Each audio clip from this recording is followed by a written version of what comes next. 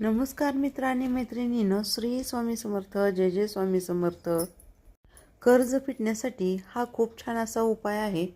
आपण हा उपाय करून पाहायचा आहे. घरातील कर्त्या स्त्रीने सकाळी लवकर उठावे. स्नान झाल्यानंतर 1 वाटी तांदळाचा भात करावा. त्यामध्ये थोडंसं तूप आणि साखर घालावी. रात्री तयारी केलेली चपाती असावी, ताजी नको.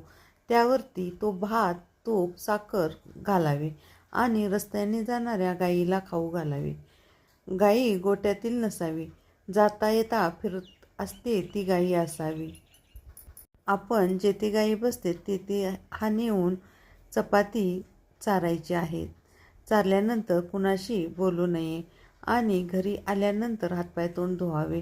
पाठीमागे वळून पाहू नये. हा उपाय आपल्याला सलग 5 दिवस करायचा आहे.